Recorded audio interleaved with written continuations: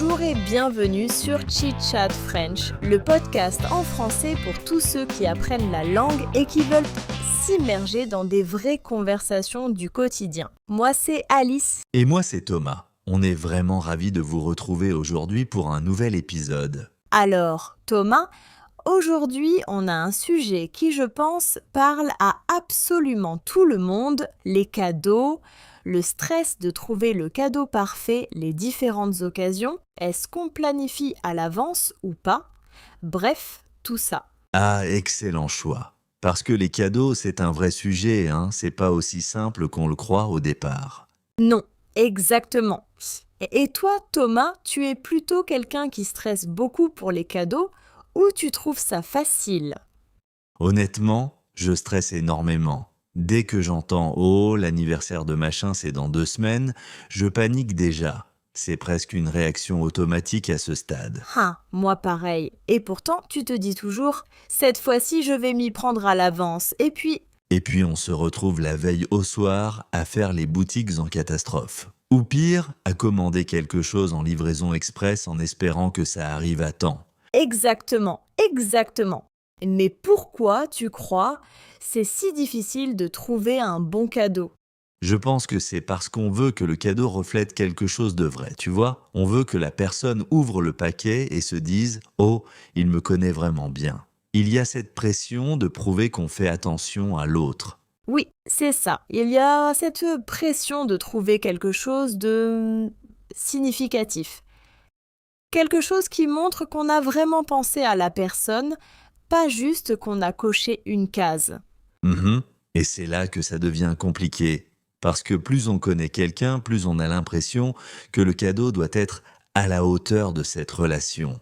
Ah oui, c'est vrai. Paradoxalement, c'est souvent bien plus difficile de trouver un cadeau pour quelqu'un qu'on aime profondément que pour une simple connaissance. Totalement. Pour une connaissance, tu peux offrir une bonne bouteille de vin ou des chocolats et tout le monde est content. Mais pour ta maman, ta meilleure amie, là il faut vraiment trouver quelque chose de spécial. Et justement, parlons des occasions. Parce que selon l'occasion, la pression n'est vraiment pas la même, non? Ah, absolument. Moi par exemple, Noël c'est la période la plus stressante de l'année pour moi, largement plus que n'importe quelle deadline au travail. Ha! Noël, c'est un niveau app, oui. Parce qu'il faut penser à tout le monde en même temps, la famille, les amis proches, les collègues parfois. C'est une vraie organisation logistique. Exactement.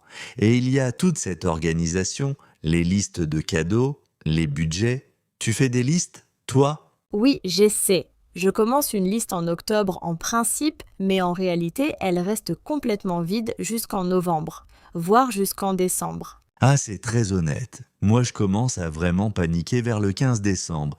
C'est ma date limite psychologique, on va dire. Le 15 décembre, c'est encore raisonnable.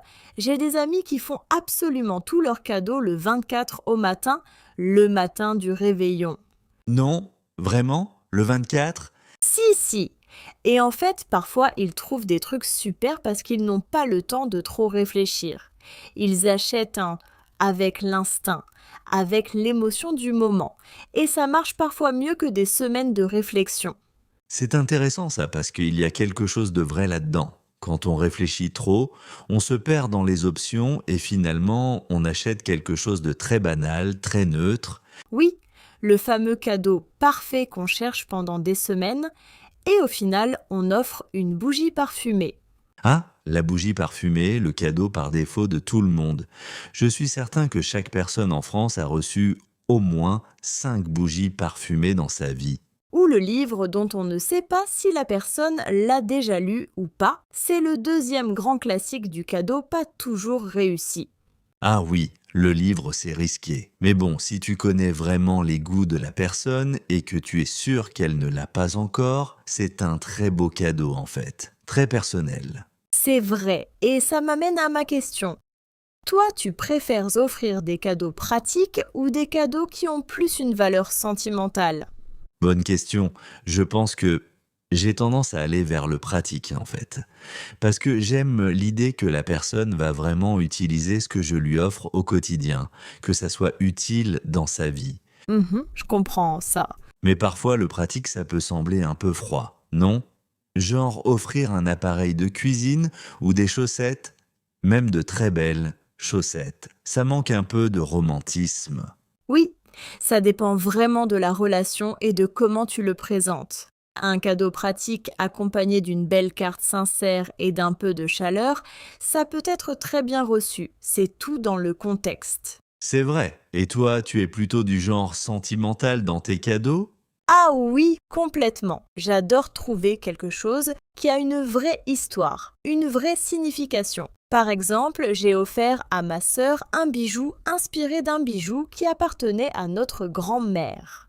J'avais demandé à un artisan local de le reproduire à la main. Oh, c'est vraiment beau ça. Elle a dû être très touchée. Oui, beaucoup. Mais là, je m'y étais prise 2 mois à l'avance parce que ce genre de choses, ça prend du temps à organiser. C'est vraiment l'exception dans ma vie, hein. Je veux être honnête. Ah, tu vois, quand on est vraiment motivé par l'émotion, on s'organise. C'est la leçon à retenir. Bon, et question budget, parce que c'est aussi un aspect qui peut créer beaucoup de pression. Tu dépenses combien pour un cadeau d'anniversaire, par exemple? Alors ça dépend vraiment de la personne et de la relation. Oui, c'est à peu près pareil pour moi, mais j'ai une amie qui offre des cadeaux absolument somptueux à tout le monde et ça crée une sorte de pression, tu vois. On se sent presque obligé de rendre l'appareil au même niveau. Ah oui, la spirale des cadeaux trop chers. Tu te sens obligé de mettre la barre aussi haute et puis ça monte et finalement ça devient inconfortable pour tout le monde. Exactement. Et c'est un peu dommage parce que ça transforme l'échange en une sorte de compétition presque. Alors que le cadeau devrait être un geste de générosité, pas une performance. Tout à fait. L'idéal, c'est quand on est sur la même longueur d'onde avec les gens qu'on aime. Quand on peut se dire clairement, on se fixe un budget de 20 euros et tout le monde est soulagé. La transparence, ça libère vraiment. Oui, la transparence sur le budget, c'est pratique et ça enlève une grosse partie du stress. Pourquoi on ne fait pas ça plus souvent finalement? Bah, je crois que les gens ont peur que ça paraisse mesquin ou trop calculé. Comme si parler d'argent brisait la magie du cadeau. Mais en réalité, c'est l'inverse. Ça enlève la pression et on peut vraiment profiter du geste. Et puis parfois, le plus beau cadeau, c'est simplement du temps passé ensemble, non? Un repas, une sortie, une expérience partagée. Ah oui, les cadeaux expérience, j'adore vraiment ça. Offrir un cours de cuisine, une journée spa, des places de concert, une excursion, c'est souvent bien plus mémorable qu'un objet. Ça crée un vrai souvenir. Ah! Et franchement, on a tous beaucoup trop de choses. Recevoir encore un objet dont on n'a pas besoin, qu'on va mettre dans un tiroir et ne plus jamais regarder. Voilà. Bon, et pour terminer sur le sujet des cadeaux, si tu devais donner un seul conseil à quelqu'un qui veut vraiment offrir de meilleurs cadeaux, ce serait quoi? Un seul conseil, je dirais, écoute. Écoute les gens pendant toute l'année, ce qu'ils mentionnent en passant, ce qui leur fait briller les yeux, ce dont ils rêvent, et note-le au moment où tu l'entends.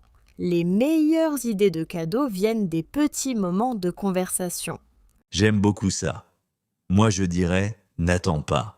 Dès que tu penses à quelque chose de bien pour quelqu'un, note-le immédiatement ou achète-le tout de suite si tu le peux.